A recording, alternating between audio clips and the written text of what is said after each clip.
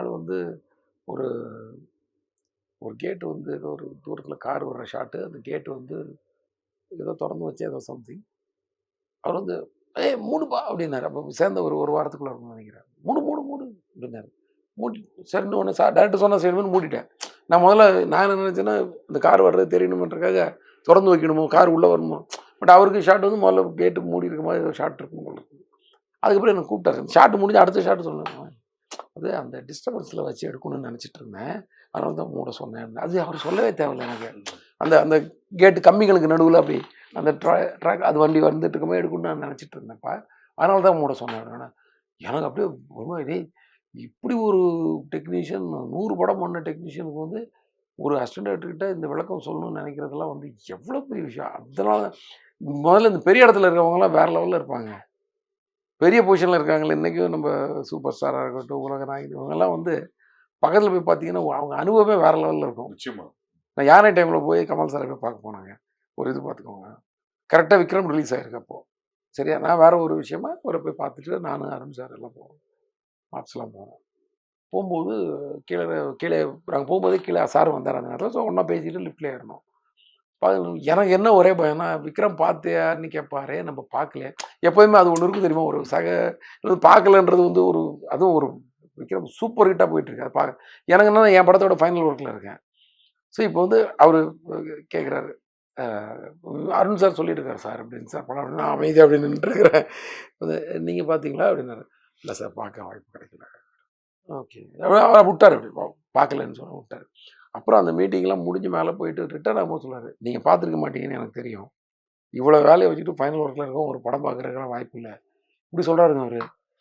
நான் ஒருவேளை நான் இதுக்கு போய் சொல்ல வேண்டிய அவசியம் இல்லை, சங்கோச்சப்படுவாருன்னு சொல்லிட்டு ஆமாம் சார் பார்த்தேன்னு சொல்லியிருந்தீங்கன்னு வச்சுக்கோங்க.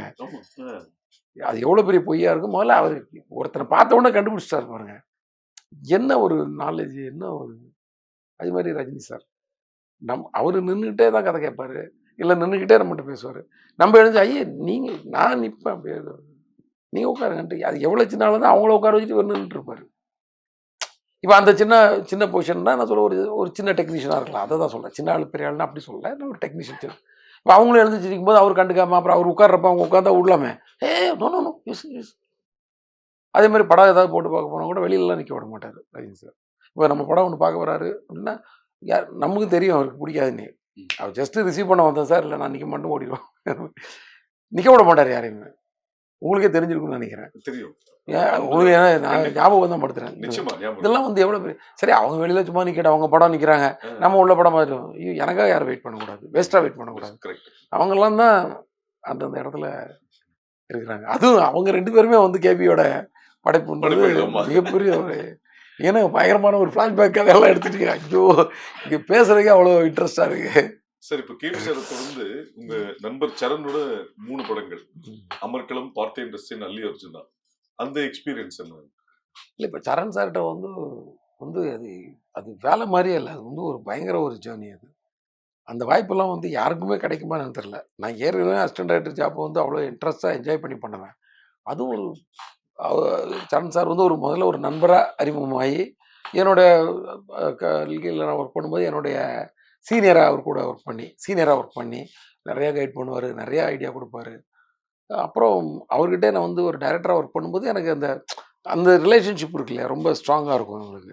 ஒரு ஃப்ரெண்ட்ஷிப்பும் இருக்கும், ஒரு டைரக்டர்ன்ற ரெஸ்பெக்ட் இருக்கும், ஒரு ஃப்ரெண்டுன்ற உரிமை இருக்கும். ஆமாம் நீங்கள் தான் கூட நீங்களே ஃப்ரெண்டுங்கிற உரிமை இருக்கும். அதே சமயத்தில் டைரக்டர்ன்ற அந்த ஒரு பிரமிப்பு இருக்கும்.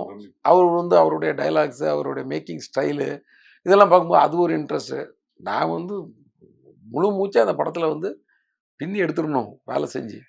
நம்ம வந்து படமே இன்னும் 2 வருஷத்துக்கு பண்ணிடக்கூடாதுன்னு முடிவு பண்ணிட்டேன் அந்த சரண் சார். ஏன்னா நான் அந்த வேலையை நல்லா என்ஜாய் பண்ணி பண்ணேன். அந்த நேரத்தில் தான் நிறைய கதைகள் கூட பண்ண முடிஞ்சுது. அவர் கூடவே தான் இருப்பேன் நான். இப்போ எங்களோட ஜேர்னியை டிஸ்கஷன் டைமில் பீச்சில் போய் வாக் பண்ணுவோம். வாக் பண்ணிக்கிட்டே தான் கதை பேசுவோம். அப்புறம் சரவணபவனில் வந்து ஒரு காஃபி சாப்பிடுவோம். போகும்போது பால் குடிச்சிட்டு போவோம்னு நினைக்கிறேன். அப்புறம் காஃபி சாப்பிடுவோம். வாக்கிங் முடிச்சுட்டு வந்து அங்கேயும் கதை பேசுவோம். அவங்க அப்படியே கொஞ்சம் ரிலாக்ஸாக 10 நிமிஷம் உட்காரும்போது நான் வீட்டுக்கு போய் மீன் வாங்கிட்டு வருவேன் பக்கத்தில் அங்கே. ஏன்னா அது ஒரு மாதிரி காலம். ஸோ அப்புறம் வந்துட்டு திருப்பி 8 மணிக்கு ஆஃபீஸ் கிளம்பி 8:30 மணிக்கெல்லாம் ஆஃபீஸ் போயிடுவோம். உட்காந்தோன்னா நைட்டு எப்போ முடியும்னே தெரியாது டிஸ்கஷன் அப்படி போயிட்டுருக்கோம். நல்ல ஆரோக்கியமான சண்டைகள் நடக்கும் டிஸ்கஷன் டைமில். நான் கொஞ்சம் நிறையா அவர்கிட்ட சண்டை போட வேண்டிய அவசியம் இருக்காது. ஏன்னா என் கருத்து அவர் கருத்து நிறையா செட் ஆகும். அஹ் நான் வந்து கொஞ்சம் எங்களுக்கு நல்ல ஒரு இது இருக்கும். ஒரு பேரலாக ஒரு ஐடியா கரெக்டாக ஒர்க் அவுட் ஆகும். அதனால் ஆர்குமெண்ட் தான் இருக்குமே தவிர சண்டை மாதிரி வராது. கேமராமேன் வெங்கடேஷ் வந்து நல்லா சண்டை போடுவார். ஆமாம், அது மாதிரி ஆர்குமெண்ட் பயங்கரமாக வேணும்னே ஸ்பின் பண்ணி விடுவார் பாலை.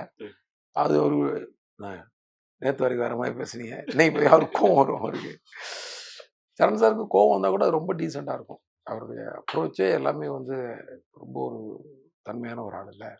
ஸோ அவர்கிட்ட ஒர்க் பண்ணும்போது இன்னும் வந்து நம்ம, ஏன்னா அவர் என்கிட்ட வந்து நான் 2வது படம் ஒர்க் பண்ணும்போது நினைக்கிறேன் 10 டேஸ்க்கு அப்புறம் 3வது படம் ஒர்க் பண்ணும்போது நீங்கள் இந்த படத்தில் வேலை செய்யலை, உங்கள் படத்துக்கு நீங்கள் வாய்ப்பு தேடுறது தான் இந்த படத்துக்கு ஒர்க் பண்ணிக்கிட்டே அந்த வேலை செய்கிறீங்க.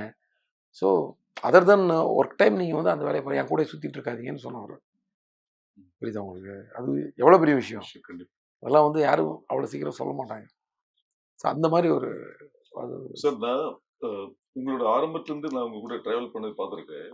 அந்த அல்லி ஒரிஜினல்ல வந்து ஒரு சம்பவம் நடந்தது.